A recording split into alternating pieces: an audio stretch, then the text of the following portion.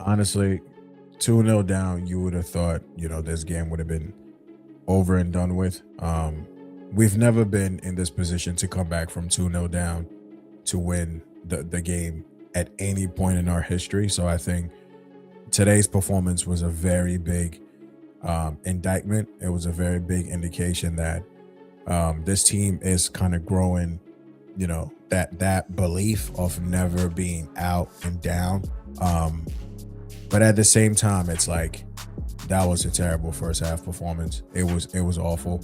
Um, Even with the starting 11, look, you can't really have it both ways in terms of saying West Ham are one of the worst teams in the Prem, and then also criticize, the manager making some rotation to the lineup. I think when you look at some of your first teamers, your senior players, some of these guys are running on fumes, and you do have to give them, some games where they have to be on the bench. They don't have to start every game. And if we have to look at West Ham and just look at their performances over the last couple of months, they have been one of the not so good teams in the Prem. So I can understand the manager going for, a bit of rotation. And we've seen some of these guys who have come alive under Rossinier. So I can understand, you know, wanting to keep kind of that faith in the whole squad. The guy came in and said, I don't have just 11 really good players, I believe was a quote. I have 22. So if you talk the talk, then you kind of have to walk the walk, which means you're gonna have to trust the likes of your Gittins, your Garnacho, your Delaps to start certain games for you. You're gonna have to at times play Badiashile. You're gonna have to play Heto. Yes, Josh, should have probably started this game ahead of Badiashile, but the manager went with the lineup he really thought, and it wasn't great. That whole left hand side was just dog shit. Let's be honest. That whole left hand side just didn't really do much. So, the good thing is we did have the options to be able to call off the bench in a game like this. And in this game, like West Ham were also really lucky in certain instances. I mean, we were lucky as well, because when it came to off the ball defensively, Garnacho just kept just losing runners time in, time out. I mean, they could have had, a dangerous chance earlier, even before they scored the goals. He just wasn't really doing us any favors. He kept losing the ball time and time again, making the most basic errors, and this guy was just playing like his brain was just turned off. It was just kind of coasting through the motions, and it really cost us early in that first half. So I appreciate the manager being very proactive. Halftime comes in, make 3 changes off the rip. That's what you have to do to kind of rescue a lot of these, some games like this when you're losing. And we did pull that up. We pulled through, and ultimately, quality showed, was very evident. Joao Pedro again coming up clutch for us, scoring that first goal to bring us back in. Fafana, lovely run, beautiful cross. And Pedro missed something similar against Napoli, not necessarily the same way, but I think even against Napoli, that was a very good cross from Neto. I think he didn't just time that jump really well. This time around, timing was perfect, the execution was on point, bring us into the game 2-1, and now you're thinking, okay, can we rescue this? Can we at least rescue a point from a losing position? And then we go again, ball into the box, Gusto headed it back across. The lap was kind of unfortunate not to be able to get, that finishing touch to it, but no problem. Cucurella diving header, brings us into 2. And that was such a key goal, because he did not even consider his safety in that moment. Cucurella just went in full-blooded. I mean, he could have gotten kicked in the face. He could have kind of pushed. I mean, it could have been anything terrible. But this is what you want from, your big players, your experienced players, putting their bodies on the line. And in this situation, brought us in the game 2-2, and now you're thinking, okay, can Chelsea go ahead and win this game? One of the things Nuno did that really benefited us, benefited us, he went too defensive too quick for me. Taking off, an attacker, bringing on an extra defender. I think you're just asking for, the pressure to just be piled on you. I'm not going to complain. I appreciate him doing that, but we brought in Reece James as well.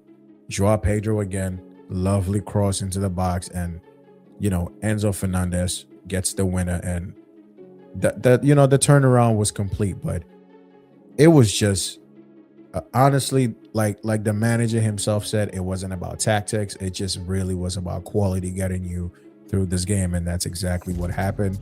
And when you look at certain players like Enzo Fernandez, when you look at certain players like a Joao Pedro, they're going to have moments where they're just not on it. Even in this game, first half, I think Enzo Fernandez was terrible. It's just he was losing a lot of simple balls. Tackling wasn't on point. He was getting bypassed so easily. But this is the quality. Second half was this is what you call a game of two halves, basically, right?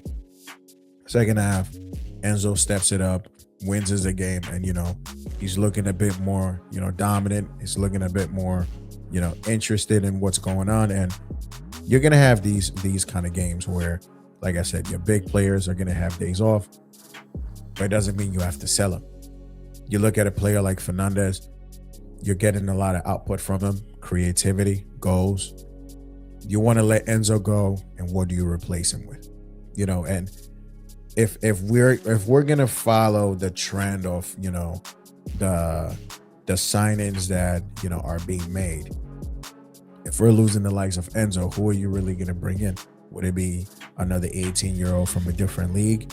What will be the ready-made replacement? Elliot Anderson is not doing what Enzo Fernandez does for us. Wharton is not doing what Fernandez does for us. Kobe Mainu is not giving you the productivity that Enzo is giving you right now. So, certain figures like Enzo, in as much as they might defy opinions, I think the good, the positive just outweighs the negative, to be honest with you. And, there's just going to be times when, just because of the clutch gene that he might bring into certain games, the leadership, their availability, the obvious quality, you're just gonna have to rock with Fernandez in that team. I think if you did have better center backs in this team, you probably see Fernandez play a bit better. Let's be honest. Badiashile ain't he's not good enough. Chalobah ultimately is not good enough. I still feel Fofana is our best center back, but Fofana also has his moments where he's just straight dog shit, right? Fofana has his moments where the performances are just not good enough. But ultimately, I think out of these center backs we have, he just happens to be, for me, the better one, to be honest. After him, Josh Achampong. So that's just the growing pains, man. Fernandez, never sell him. It's just that guy brings us so much, and he brings so much good tangibles to this team, man. And a lot of teams will be wanting to get somebody like this. We have him. Just you don't get a lot of Enzo Fernandez is around. Let's just be honest. So I think leadership, he's got it. Quality, he's got it. He's adding goals to his game. And Fernandez is not going to cover ground as much as Caicedo's going to do. He's not going to be, lunging into tackles. Probably not going to win as many tackles as Caicedo does. But Fernandez does get stuck in as well. He does win duels. He intercepts, but he also gets you goals. He gets you assists. And he's one of your outlets when it comes to, creativity, attacking wise, numbers into this team.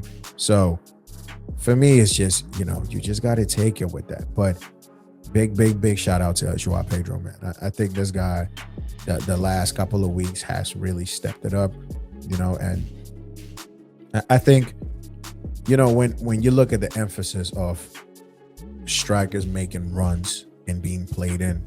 It feels like now he's being played in a lot quicker.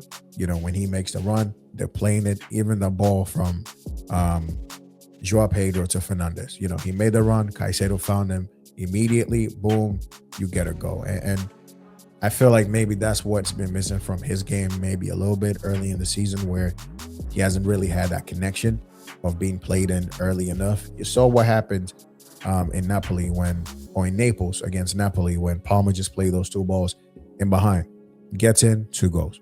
So I think even with Delap today, right? Because I've heard people say, Delap didn't have a good game. And to be fair, he didn't really impact the game, but just on the basis of you're down 2-0, you're throwing caution to the wind, and you're trying to get a go. It's a lot, it's a lot easier for you when you have two strikers on the pitch, that can occupy defenders. Like, believe it or not, even Delap's movement towards that ball for that Cucurella goal, he was unlucky not to get, that goal itself. So it just, even Joao Pedro being able to run on the other side of Delap to connect with that cross, if it was just Delap in the box, it's so much easier to just mark him out the game. But him being there, him being a presence, gives the likes of your Enzos, your Netos, your Joao Pedros, kind of that space to be able to ghost in into other spaces that, defenders necessarily might not be. I think Delap being there, it takes attention of somebody to just watch him. So then you could have Joao Pedro do the link in. You still have the outlet with Delap. Again, Delap could do so much better with, his overall gameplay. But on the basis of needing, to commit more bodies forward, I think he did his job. Delap was there. He was a nuisance. He tried to make things happen. It didn't come off, yes. But it gave us that presence up front. It gave us that outlet if we needed to go long. He won some of his duels. Some of the layoffs didn't come off. But that's the benefit of having, two strikers in this position when you're trying to win this game. I personally believe that if you only had Joao Pedro up there, it's a lot easier to just mark him out the game. Because Pedro is going to be doing the whole drop deep anyway, because West Ham are not really giving you that much space. West Ham, even before they score their goal and after they score the goal, to me, they were playing the nastiest low block. I mean, there wasn't really much we could do. You could try to move the ball quicker, which will also help pulling people out of positions. But bro, they just straight sat in. So, not saying Delap really had the biggest impact, but I still think he had an impact to the point where people just saying if he wasn't there, maybe we still win the game. Maybe not. But he was there, hence why. Even the cutback to Enzo Fernandez, he made the move towards the ball, kind of dummied it a little bit. Enzo comes in, scores. So these for me are the little things your strikers can do to be involved, even though they're not really getting on the score sheet. So look, I think everybody did their job. Neto second half was a lot better. And we take the win and we move. It's not pretty. It's honestly, it's looking a bit scary. We have Arsenal next. And you just have to think in that game, we're going to go, probably with the midfield three. Esteval should be back from Brazil by then. I don't know if Palmer's probably not going to start the Arsenal game. So you're going to get, a Delap, probably Esteval and Neto attack. And we see what we could do at the Emirates. But yeah, good game. Terrible first half. Wonderful second half. 3 points, most importantly, back in the top four. Hopefully tomorrow United lose and we solidify that fourth spot. But yeah, I have to give credit to the manager, seeing the mistakes, correcting it, which makes me think like if we had, and even to be fair to Maresca, I think if we just had better quality, a lot of, the principles he was trying to implement, instill into this team would have been so much easier, to translate. But, Rossini's using the squad maybe a bit, just slightly better, just in terms of keeping everybody involved. The quality might not be there overall, but you still have to play these guys because the other guys got to get a rest as well. You can't just keep playing your first teamers game in, game out, game in, game out. We all said Cucurella was looking a bit burned out. You got to take him out the squad. You got to give him a little break.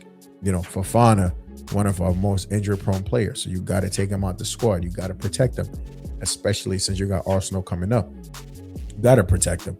Yes, you could have won with Joshua Champong, but Chalobah and Badiashile have been trusted enough by the manager. I expected that to be the starting 11. I expected that to be the center back partnership with Chalobah, Badiashile. Hell, I even knew Gusto and Hato were going to start because that was my predicted starting 11. But yeah, it's just there's times it's going to come off. There's times it's not going to come off. You're going to have games, like your Badiashile against Liverpool where he's looking like the guy. And that's one of the things with our center backs. One game or maybe 2 games, they play so well. You're like, oh, we need Badiashile in this lineup. He comes in and then he drops a disaster class. And you go, you know what? Yeah, we need Chalobah back. And then he comes in, then he drops terrible performance. We're like, yo, yeah, Fofana's our best center back. He comes in, he gets turned around, and we're like, damn, we just have no good center backs. So that's just the unfortunate up and downs we've had this season when it comes to center backs. But as long as we keep winning games and still make the performances 50% better, I think we'll be fine. Right now, I'm not even going to cap. The performances have not been looking good. But the results, are speaking for themselves. That's 6 and 7. Can't really ask for much. So that's been the match review. Excellent result for us. Like the video, sub to the channel. Catch you on the next one. Peace.